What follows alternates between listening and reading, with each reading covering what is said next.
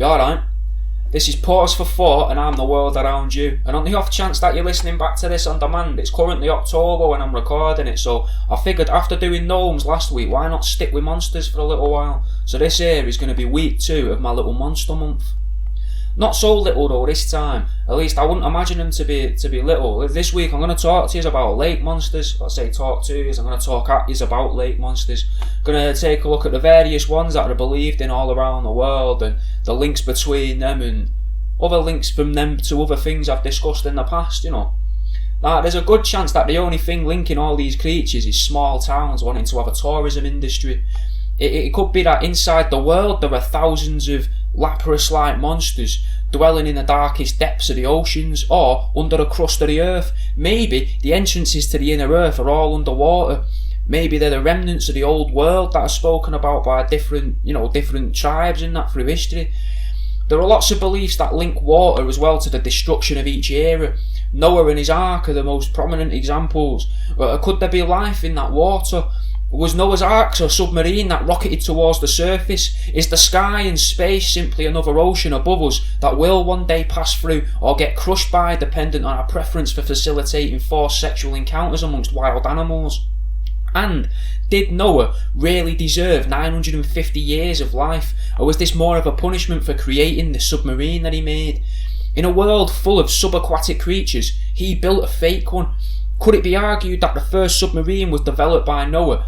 And realistically, does that make him more like an ancient supervillain?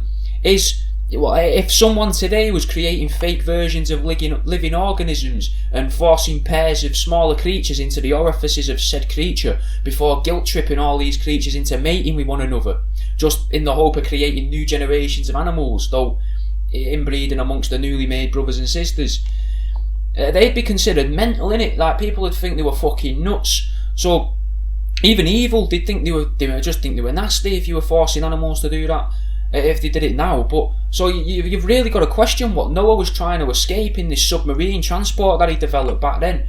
The other original humans must have been really fucked up if he thought that this was acceptable to be doing. Or could it be argued that he was actually some form of time traveller? We're still talking about Noah here, innit? Maybe the creatures he quote-unquote saved were previous generations of the animals that he had evolved into this, the massive creatures that people occasionally witness today. Or are the lake monsters the guardians, bred especially by Noah? Or possibly were they jettisoned by Noah and his family in order to get that extra bit of speed, putting that bit of extra distance between Noah and his enemies, not to mention the equivalent of a dinosaur smashing through the pursuer's windscreens? Now, before we get into it all, because already that seems like it was a bit deep to start with, here's a little song. It's off the Heatmaker's latest album with Jim Jones and Joel Ortiz. The album's called Gorilla Glue and the tune's called Outstanding. Hi, I'm Jack from the world around you. I can sell you mouse testicles. A lovely pair of mouse balls for only £5. That's $6.35ish if you're living over in the States. Just head over to worldaroundyou.com to get yours. But what are these saurian subaquatic specimens specifically? Well, it varies on where you are in the world, but it seems like everyone agrees that they're some form of reptile, and most believe they have an extended neck or tail, to the point where some illustrations just look like mirrored drawings of other people's illustrations of it, just with the face drawn on the left end of the body, or either way, whether the tail's on the left or the head's on the left, it don't matter, they look the same. And some think that these monsters are snake-like, but either way, they measure from around 8 feet to up to 200 foot in length. Now, I think it's safe to assume everyone's heard of a Loch Ness monster, innit? Everyone knows a Nessie. But what I didn't know was just how prevalent these creatures are all across the world. There's American ones, Canadian ones, European, and least surprisingly as well, there's Japanese monsters. There doesn't seem to be many tales of monster attacks as such, not like there are of like possessions and alien abductions. But something that is weird is that there are multiple stories of UFO sightings around a lot of these bodies of water that these creatures allegedly reside in. Shooting through the sky, lurking above the water, even counts of ghosts and paranormal activity around the bodies of water. Now I was wondering if there was some reason for all these stories.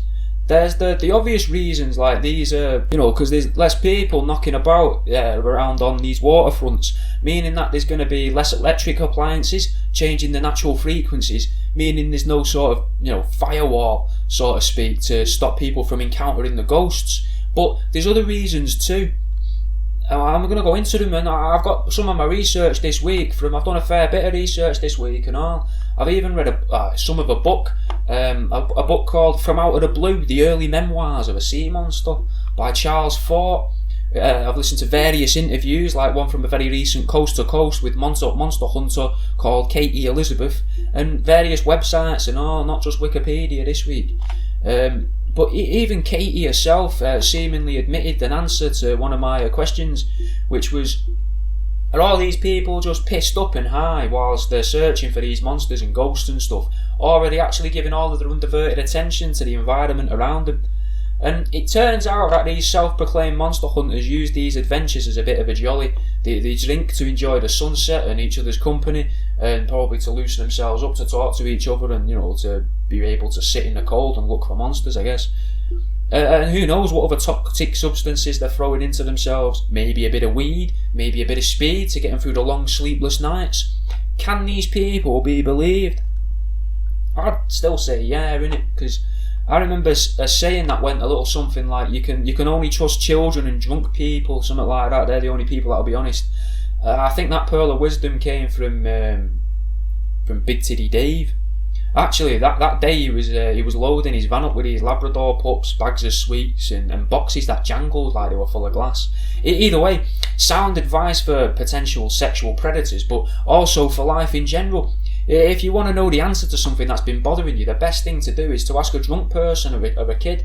There are times that these two groups of people do cross over, but it's probably best not to associate with like drunk children, innit? Because people will start to ask questions, and you already know that you can't trust the kids to keep quiet, so you just stay away from the pissed ones. But anyway, there's not just UFO sightings and ghosts. There tends to be Sasquatch sightings and all. And why is this? Connie Willis, Coast to Coast host, suggested it may be because there's been lots of death in the area. Maybe that opens a portal of some description, and this would make sense, especially if you believe that 9/11 was something to do with opening a Stargate. There's been tropes in film and media about sacrificing a lot of lives to access other realms, and tribal communities are rumoured to have partook in ritualistic sacrifice, so I thought I'd look back in time a little, following the chemtrail and dinosaur guts left splattered through the time stream from old Noah. I'm going to stick with Nessie for a bit first. And obviously Loch Ness is located in Scotland, like proper northern Scotland. It's a country in Western Europe, which apparently though lies on a fault line, a naturally occurring fault line. Now a fault line is where tectonic plates border one another, believed by many to have special powers and cause extraordinary events on the Earth. And to be fair, they do, innit? Like, you can't argue with that. They do cause extraordinary events like earthquakes and tsunamis, and they can probably make things rise out of the ground from nowhere and all. Another thing that can make things rise unexpectedly is women's tennis. And weirdly enough, there are fault lines in tennis matches and all. So, one of Britain's best tennis players is Scottish. He's called Andy Murray. But he's from Glasgow, which is about 182 miles away from Loch Ness. But the significance of the number 182, according to numerologists, which are very, very different mathematicians, is that it means you're trying to work alongside the so-called source energy. And what if that source energy stems from naturally occurring fault lines, and that's the reason why Mr. Murray had such a successful tennis career? Some would say it's practice, but lots of people practice tennis and they don't get the chance to play at Wimbledon. But to be fair, I don't know very much about tennis at all, or numerology to be truthful, In fact, I actually got Andy Murray's name confused with Andy Hamilton, the darts player. So that shows, what I know about tennis, because I looked at a picture of him and thought, fucking hell, he does well to keep up with tennis, him. It's not a knock to Andy Hamilton, but, you wouldn't expect him to be playing tennis. It's because he doesn't. He plays darts. Anyway, back to Nessie. Something I know a little bit more about, the Loch it calls its home, has been something's home at least for about 4,000 years, and probably longer than that and all. About 4,000 years ago there was a clan, or at least a group of people that are now referred to as the Picts. A group of people that warred tirelessly with the neighbouring words, Each would travel into each other's lands to try and perform the equivalent of a modern day tagging, like graffiti artists. That's actually where the name comes from. The Picts would leave images on boulders, whereas the words would unsurprisingly write messages on stones, which would then be lost to erosion and time. And until today, right at this moment, eradicating the words from history entirely. The Picts believed themselves, though, to be descendants of a goddess called Brigid, who Irish Celts also at the same time believed in and referred to as Bridget, which is weird because there's a fair bit of distance between Ireland and northern Scotland, but maybe there used to be a naturally formed path that disappeared to the seas because of tectonic plate shifts. Unfortunately, though, I can't be 100% sure about how they both were of the same goddess. But as far as goddesses go, she was a busy lady, innit? Busy bird, She was looked to for medicine, arts and crafts, cattle and other livestock like sheep and chickens, you're not idiots, you know what livestock are. Poetry, smithing, sacred wells, and the start of spring. But in Scotland, she had an extra job, an extra role that she was looked to for, and she was the goddess of serpents as well in Scotland, which seems weird that they'd had that in, almost like they knew something about Ness even back then, 4,000 years ago. After the Christians came and pillaged the locals, raped the kids and farm animals, and killed off all the men in the area and otherwise spread Christianity to the northern tips of Scotland, they started to propagate the rumours that Brigid was a triple deity, a lot like the Catholic God, like the Catholic God with a capital G, because they think there's only one of them, which is weird. You can't deny that. That's weird, because I've always believed that Christianity only believed in one God at all. So to have them admit that there are other deities, but they're just like our God, seems a bit confusing. Like they're saying, yeah, they do exist, but don't give them any mind, don't give them any time, don't bother them. A little bit more reading on the goddess Brigid revealed that she was also the goddess of higher dimensions, and I honestly don't know what to make of that. Like, what would you think that means, to say that there's a goddess of higher dimensions that was believed in 4,000 years ago? This information about this, surprisingly, comes from Christian scholars, so for them to agree with parts of what she stands for, yet to say she used to represent higher dimensions, surely seems like a bit of an admission of the existence of higher dimensions in themselves. And now I seem to bring this up every week, but that seems like more evidence that Christians accept the existence of jinn, or the alternative dimensional beings. And I want to point out that this week I really did try to go into this blind. I didn't want to be like, oh, it links to this and this and this. I wanted it to just be based purely off my research, just to see if I could. And with no jokes in mind already written or thought of, around, no links in mind, no real plan as to where the episode was going to go towards. You know what? Some of the rings involved in the Venn diagram of lake monsters, it was weird, man, because they're the same as what was in the Little Mermaid, same as what was in the Gnomes, and some of the other episodes I've been doing, and the other stuff I've been researching. Most of the stuff that I say every week as a joke actually does link to lake monsters if you read into it. And there is something else that I say every week. This is Pause for Thought. I'm the world around you, and you're listening to Threshold FM. Jay Matthews with a song called Monster. Now, getting back into Nessie and that, either Nessie has the powers of an electron and can be everywhere and nowhere simultaneously, or they've got an underwater network of lizards that they may be working alongside. And I don't mean that the reptilian humanoid overlords that many people believe in. I mean actual plesiosaurs, plesiosaurs. I don't know how to say it, but it's an actual type of dinosaur supposedly. Aquatic reptiles dating back to millions of years, and unlike the reptilian overlords who cause us nothing but distress and suck our emotions out of our spines, these plesiosaurs could be called pleasurosaurs, because they seem to be able to pop up in neglected areas and just inject money into the area. Soft toys, posters, movies, TV shows, fucking monster hunting tours, and booming tourism industries. They just make them appear, these dinosaurs, and all because of a few tribal tall tales. Like I said earlier, they're in Japan, America and Canada, so you'd think that they'd have different names, something incomprehensible, when written in Arabic letters from Japanese kanji. Maybe something that's easily marketable in America, and something friendly yet slightly Frenchish from the Canadian waters. But you'd be wrong. At least about the Japanese monsters, you fucking bigots, you fucking don't think classes being a bit racist at all, but you'd be bigoted to think, oh, the Japanese will make some monster with a weird name.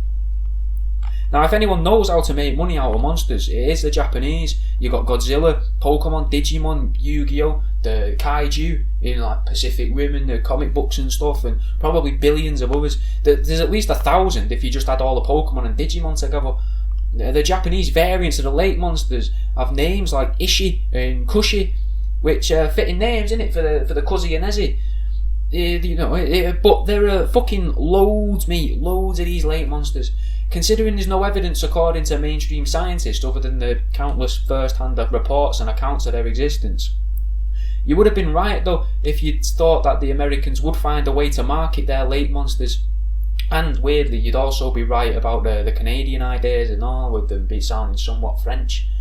One of their monsters is, and we're going to focus on him now, he's called Champ. Or, formerly, he's known as the Lake Champlain monster because he resides in Lake Champlain, which is on the border of New York, Vermont, and Canada, southern Canada. Obviously, southern Canada.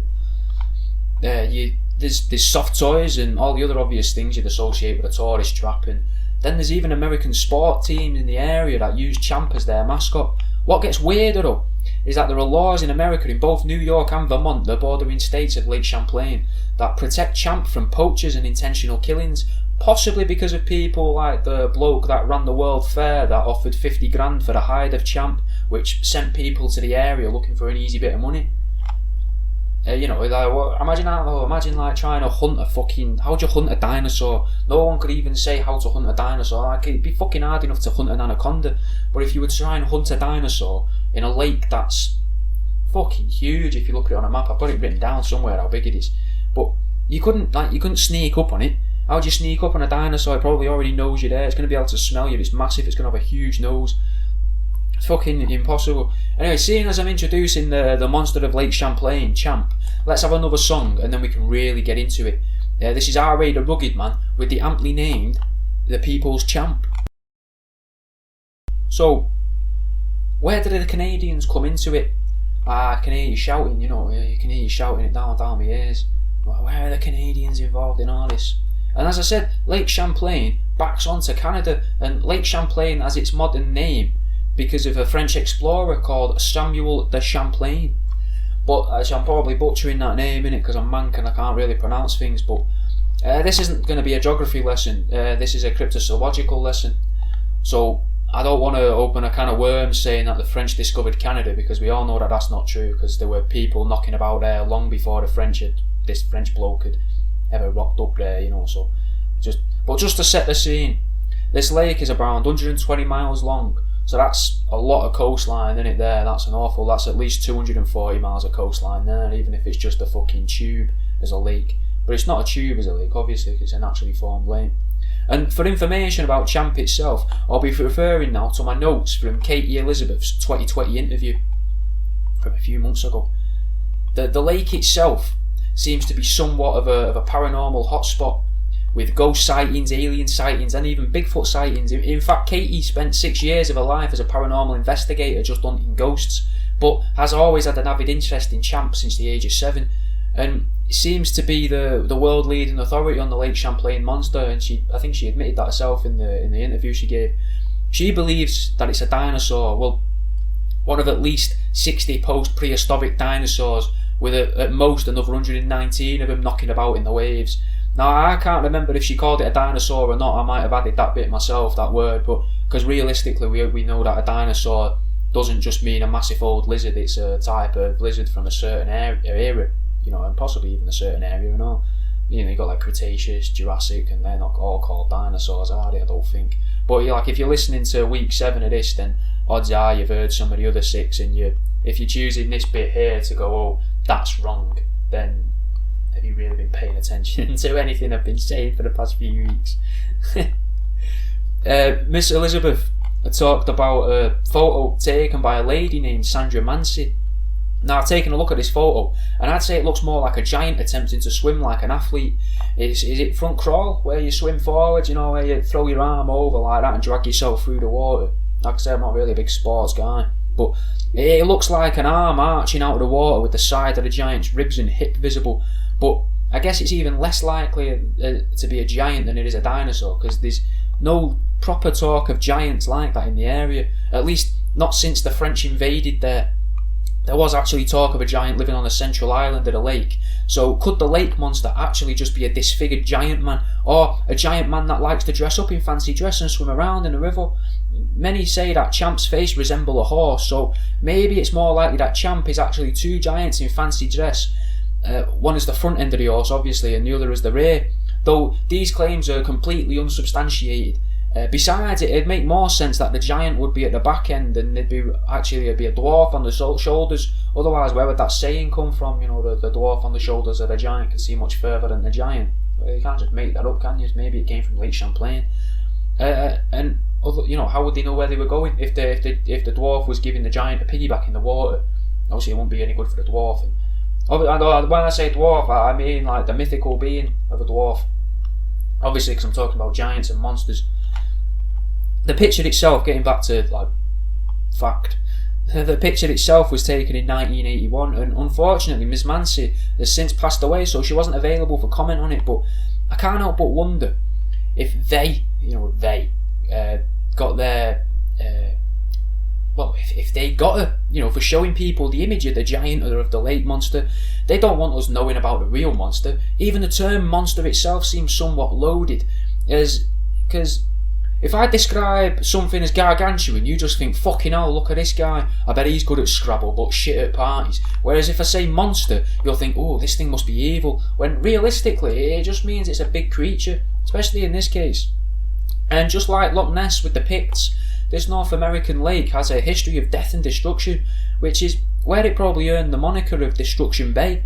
There was apparently a lot of battles around this area during the American Civil War and earlier with the Revolutionary War, but long before these wars took place, this entire area was a sea, and the lush lands surrounding the waters were home to mastodons, mammoths and these other elephant species. So we know that there's a history of huge creatures living in the area. Weirder still, there used to be walruses and whales there too, so could the monster be some form of sea mammal that managed to slowly evolve as the water became fresh water, allowing it to grow to a massive size to make use of the waters around it?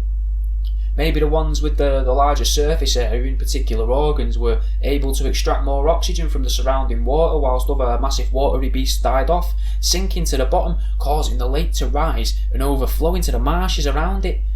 Now these marshlands seem very useful, as the monster seems to use them as pathways to steal livestock, as many reports that its silvery glistening beast tend to involve it holding a calf or a sheep in its jaws and slithering away back to the water. Should probably, I'll give you a description of the critter, innit?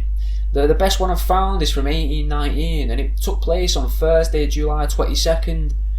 I know it's the specific date because the news story refers to it happening 3 days beforehand. Now, as many other sightings take place in the summer months, which I can presume is because the days are longer, maybe just because the reptilian nature of the beast, meaning it probably hibernates in the winter. Like a snake might if it was forced to live in the cold winters of northern New York and southern Canada. It's going to need to hide and keep warm. The sightings come from a particular captain, sea captain, with a good name, Captain Crumb. Now, after learning that nobody wanted to find him in their beds, he turned to the seas, and he had an encounter of sorts with Champ. He described Champ as 187 feet long with the head of a seahorse, 3 teeth, 2 on the bottom jaw and 1 on the top, eyes the colour of a peeled onion, a dazzling white star on its forehead, and a belt of red around its neck. What's so astonishing about this is he was able to see all of this and give all this detail from 200 foot away in a choppy lake, and it's incredible just how good eyesight was for people before they started putting sugar in everything, isn't it really? Now, Champ has never been reported to kill anyone. However, it did once hit a steamship called Eddie and almost caused it to capsize, and it once caused 2 blokes to row out of a cave screaming for their lives. But still, no deaths recorded from it. So, is it really a monster? Could it be more like Barney, and it just wants to hang around with kids? But then again, if you've got something that's quite big and wants to hang around with kids, again, they probably are a monster in one way or another. Besides the point, whilst this sighting itself from Captain Crumb is very detailed, it's worth remembering that the original recorded sighting was in 1609 from Samuel de Champlain himself. But actually it wasn't. It's a lie, mate. A total lie. It's perpetuated as well by a journalist called Marjorie Lansing Porter, a lady who spent most of her life documenting folk music, but during the times she was writing for papers, she peddled the misinformation that Samuel de Champlain had spotted Champ in the lake. But maybe it wasn't a lie. It could have been a misunderstanding.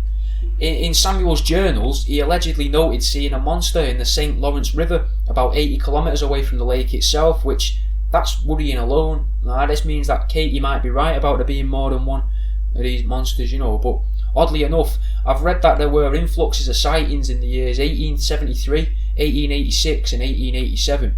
I'm not sure why, but what if these things are like salmon? Like giant salmon with a penchant for flesh. Maybe they breed in the lake and return every couple hundred years, which to them could be just the equivalent of a year. Maybe they experience time differently. Maybe that's because they're from a different planet or dimension. Earlier I said these creatures may have evolved into this monster that we now know, but think about it, we currently live at the highest point on Earth that's ever existed. As more water appears, the land gets less, so we're told anyway. So how do these lakes even exist? Why were these lakes at the top of old mountains before the water of the oceans appeared? These lakes would have been some of the highest points on the planet. So how's there a dent there? I put it to you that these creatures came to Earth on a meteorite, cracked into Earth, dented the surface so hard that they cracked the tectonic plate into several that are currently present today. Microorganisms on these space rocks ended up evolving alone on these mountain tops, which slowly filled with water when the planet was flooded to eradicate the sinners. Maybe. We already know that there are islands with animals that have species that don't exist anywhere else in the world, so why couldn't this happen in a body of water and all? Maybe that's where the original salt of the water came from. Maybe a big salty rock got darted towards the earth, stuck to the surface, buried down, decimating its surroundings, setting fire to everything there, allowing for this lush green life to take over from the barren lands. Maybe this is where all life stems from. Maybe Nessie, Ishi and Champ are the proto-species of Earth, yet no one has ever been able to see them. Now, a lot of skeptics like to say that it'd be impossible for something so big to remain hidden for so long, but I'm pretty sure over the past few years there was a type of elephant that was recently discovered in a jungle somewhere, and there's new species of animals being found constantly. Like a few years ago there was something called the coelacanth, which, another Pokemon reference, looks a lot like Relicanth, and it's like it was thought to have been extinct 60 million years ago, but they've still found that. So why can't they find a fucking dinosaur in a river or in a lake? Saying that they can't see it because it's not been discovered, that seems like a weird way to defend the belief that monsters don't exist. There are animals that have been assigned special attributes because they're so rare, like oarfish for example, which I've picked on purposely because they resemble some of the serpent-like descriptions, but some people think that oarfish only appear near the end of times, but that can't be real, because otherwise how would we know that they exist today? It might be really easy to hide though. There are lots of cave systems around the water's edge of the Lake Champlain, so who's to say that there isn't underwater caves where these creatures live, hunt and die? In the same way a whale will go to a beach to die, maybe these come to the surface to die.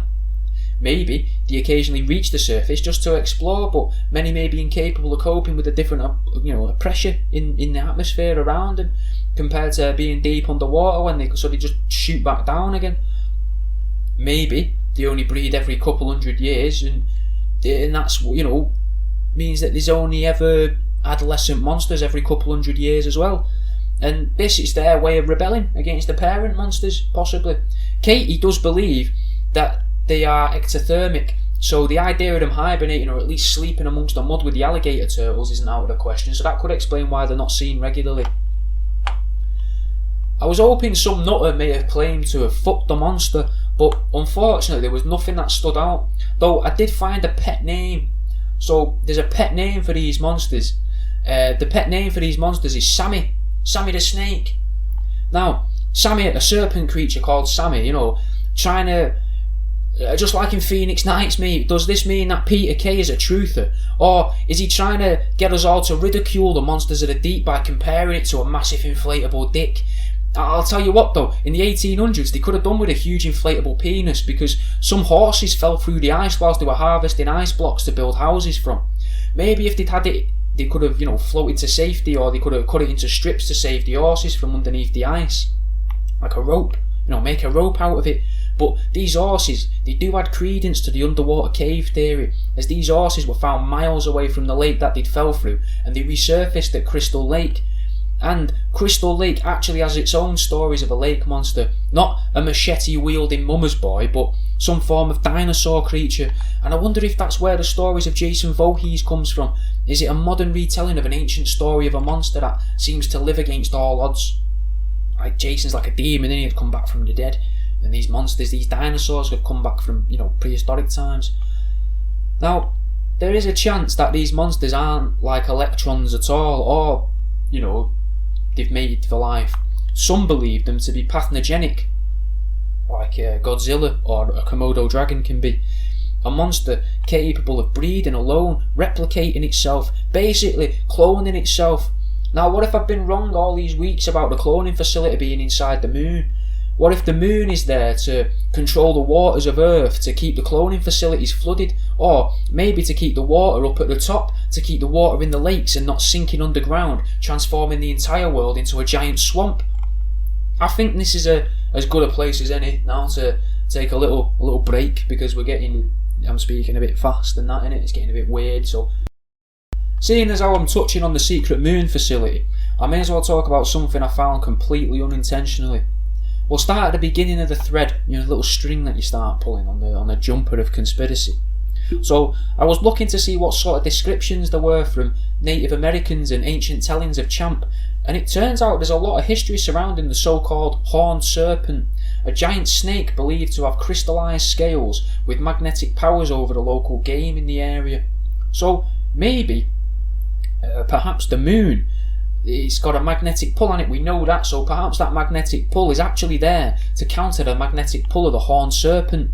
The spirit of the horned serpent is believed in all over the world, or at least has been, and it actually represents rainbows and disease as well, the horned serpent, which is worth mentioning, which that is in itself is very 2020. Rainbows all over the place, innit, 2020 for the NHS and whatever else. And there's a virus in the air, so the horned serpent is fucking loving it this year. But it gets weirder. It's believed that this giant horned serpent couldn't be wounded by man, unless it was attacked in its seventh ring from its head, as everywhere else was impenetrable except here, which is weirdly where its heart and life energy is supposed to reside. So if you think if it was going to have armour or shielding, it would definitely have it there. But I can't help but wondering as well, by life energy, did he mean that it's stored in the pulmonary gland? Is that what keeps the pulmonary gland going? That little bit in your heart that keeps it pumping regardless, as long as you're alive. I think you may remember me mentioning in other weeks as well that the Nordics had beliefs of a giant snake that encircled the world, but they also believed that there were 7 worlds. So what if these rings are representations of that belief, just watered down and adopted in another part of the world? Another important 7, purely from memory, is I think I once heard that the magician, or the what would you call him? Let's call him a magician, Aleister Crowley, once did a ritual at Loch Ness in the hopes of releasing the 7 kings of hell into the world. Now I may be wrong, I may be completely wrong, I may have misremembered that entirely, but it's worth looking into. What if these lakes themselves though, all these lakes where the monsters are, what if these lakes are all portals, but the snake is covered in portals or doorways, a mythical being with actual magical powers, and these lakes, while where the creatures appear, are just like projections. So the lakes aren't actually there, it's just a hole, but the creature manages to project the lake and the monster onto the lake. The monster that we think resides in these lakes. And maybe the beast itself is the actual earth. I don't know, but these lakes act as windows, possibly, where a sort of hologram of the monster itself can appear. It can't be interacted with, and it probably can't interact with us, but it can be seen. Anyway, we'll get back to actual records. Now, there's lots of records of the horned serpent all around the world, all throughout history with similar characteristics assigned to it, even as far back as Mesopotamia, which is like ancient Iraq and probably some of the surrounding countries of Iraq. But they had a belief of a fella called Ningishzida, or Ningishzida, I don't know how to pronounce it, but he was the god of vegetation and the underworld, often depicted as a horned serpent. And where this ties everything else together is that this guy was said to be one of the guardians of Anu's palace. Now, Anu was supposed to be the king, the leader of the Anunnaki, the race of ancient aliens that supposedly created humans on Earth. And he was, what else was Anu? What else was Ningishida? A direct descendant of Gilgamesh, a historical figure that many believe now was actually Noah of Noah's Ark. Now, you might not believe in the Anunnaki, but you can't argue with history, and that's exactly what that is there. There's other explanations though for them saying the horned serpent was in the water. Maybe it was poor translations from a recently colonised Canada. Maybe speaking pidgin French, or the French misunderstanding the locals when they explain the dangers of the water.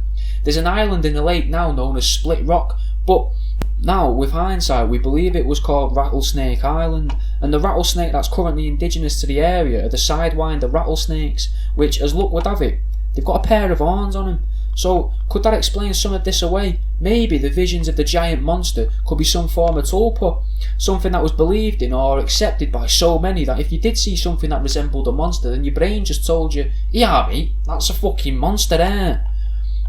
The horns themselves may not be horns at all though. Many people are actually quoted saying that Champ fired 2 spurts of water simultaneously into the air, like a whale's blowhole could. And why would a whale only have one blowhole anyway? If these creatures are a type of ancient whale that's evolved independently, maybe they used to have 2 blowholes. Maybe all whales used to have 2 blowholes, just like how we've got 2 nostrils. Maybe modern day whales slowly developed a large hole rather than 2 smaller ones. And a question posed here is, if we locked away a few hundred, people, women for a few hundred years, and abducted all of their children and forced all them to breed as well and locked them away, could we force them to transform their nostrils into one solitary hole? After all, we've only ever got one nostril that works at a time, for breathing at least, so what difference would it make to people? There are actually fish that fire water though, and they're known as archer fish. Like, they fire them at leaves to get insects off of them so they can eat. They live in rivers where they're quite competitive for food. So who's to say though that a giant fish couldn't do the same? Besides, a lot of these descriptions are disregarded by so-called experts as pike or gar, a vicious type of fish with lots of teeth, multiple rows of teeth in fact, like sharks, a gar anyway. So could the description from Captain Crumb be slightly wrong? Maybe he meant that there was 2 rows of teeth and 1 row of teeth on the top and 2 rows of teeth on the bottom, rather than just 2 solitary teeth on the bottom. It's possible, though I don't know how likely. I've looked into gar as well, and they don't grow to 187 feet in length, but they can survive in very little water, and some types even can breathe air itself, the alligator gar specifically. So it's not too much to believe that one could slither its way around a marshland. It's hard to believe a 5-foot fish carrying off a sheep, but if these are the apex predator of the lake with little to no competition, then maybe they've got each other to compete with, meaning that the biggest will pass on its genes because it will kill the others. You give these thousands of years to fuck each other, and there's no real reason why they couldn't become giants of the lake. And I think, guys, that's it. I think that's it for this week. I'm not here to tell you what to think. I just want to teach you stuff. I'm the world around you, and this was Pause for 4 on Fresh Old FM. And I don't know how much of this song you're going to hear, because at the end we only tend to get half a song out, don't we? But here's a bit of papoose. This is called Kick Back. I'll see you in a bit.